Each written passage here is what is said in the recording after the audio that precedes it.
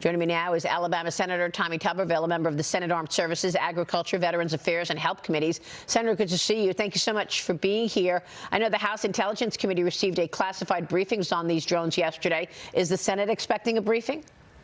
I would hope. We've been asking for one, Maria, but typical Biden administration, no communication, trying to scare the American people to death. It's turned into a fad now. There's a lot of private drones out there, and it starts in New Jersey, and people start seeing it on TV, and let's fly our drone around. There's obviously something to it. Mike McCall there, is speculating that it could be China.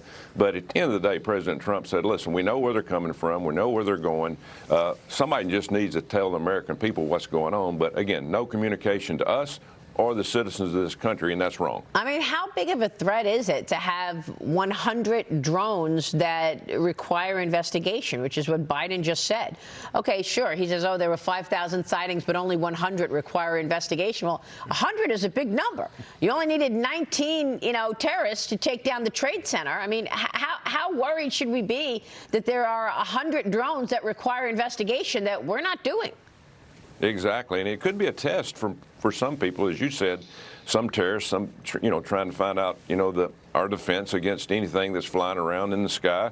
Are we going to do anything to it? Are we going to shoot it down? But it's obvious we have no answer, or the Biden administration has no answer. But sooner or later, hopefully before we go home for Christmas, they'll give us some kind of explanation in the Senate. But again, they did something in the House yesterday. It's really not concerning to the point that they didn't come out screaming and yelling that, hey, something's going on here, other than Mike McCall said it could possibly be China, and it could be. But again, just tell the American people what's going on so we can kind of relax. But we can do our job if they'll communicate. Well, the U.S. is considering now a ban on a Chinese-made internet router.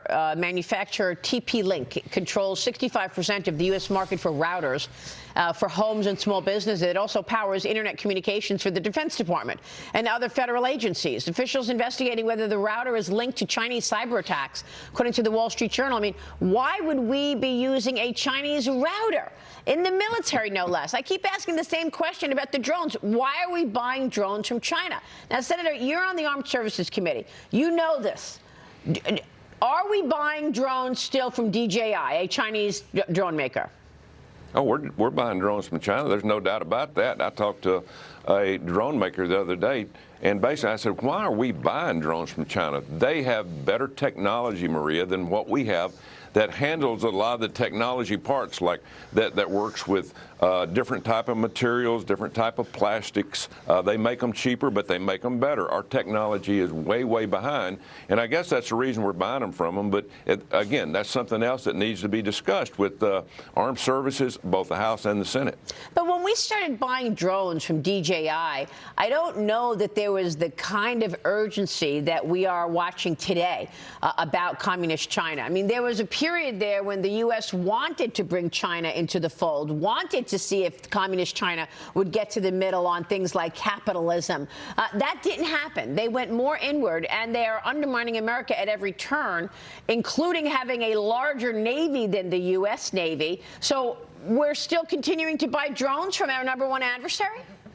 Well, again, you go back, we spent all of our money on a war for 20 years. We're way behind in space. We're way behind in drones. We're way behind in technology that the Chinese, who hadn't shot a bullet on foreign soil in almost 100 years, they spend all their money on technology. So President Trump is going to get manufacturing back in this country. We've got to get chips back in this country. We've got to do things that are going to help the American people instead of wasting all of our money in foreign wars. At the end of the day, we can't do it all, but we've got to do what's best for our country and protect our country. Well, hopefully we can do it before we have another attack, and hopefully we can protect ourselves from the undermining underway from communist China. It's just, this is all very disturbing.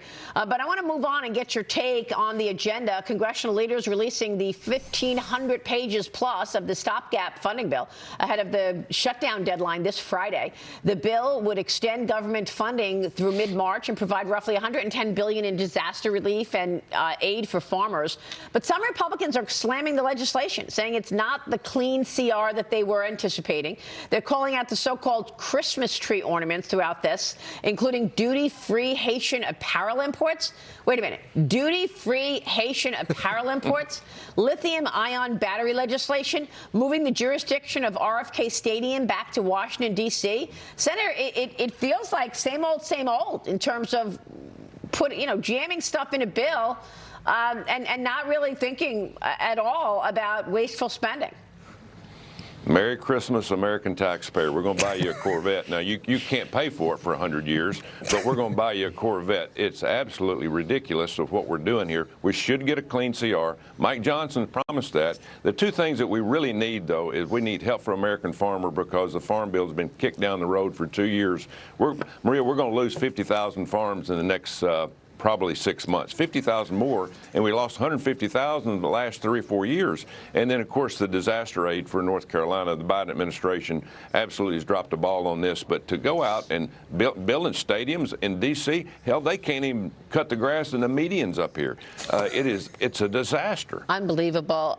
What are your thoughts about President Trump's nominees? I know, Senator, you met with RFK Jr. yesterday. He's President-elect Trump's choice to lead Health and Human Services. After your meeting, you posted this on X.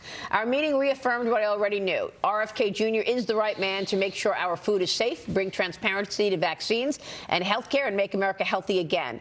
So you also met with Kash Patel, Pete Hegseth, Linda McMahon, and others. Are you expecting to vote yes to all of President Trump's nominees? Yes, all the above. RFK, I'd never met him before. You know, he came in, Maria, and the first time I've ever heard anybody talk about a plan. He's got a plan with the Surgeon General, the NIH, the CDC director, Dr. Oz coming in running Medicare, Medicaid.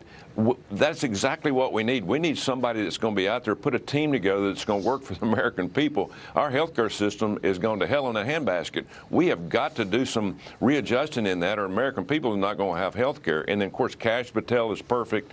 Pete Hegseth, he will get confirmed. We have to have people that's different than what we've done. I tell my colleagues in the Republican side, listen, what we've been doing, it ain't working. And so we need to do something different. And so this is different. President Trump's got the right idea. He understands it. It's going to work. We're going to get them confirmed. Well, nobody knows how to get the team ready to play and win better than you. Have you spoken with some of your other colleagues, other senators? Are they also going to be voting yes to all of Trump's nominees, or are there some holdouts there?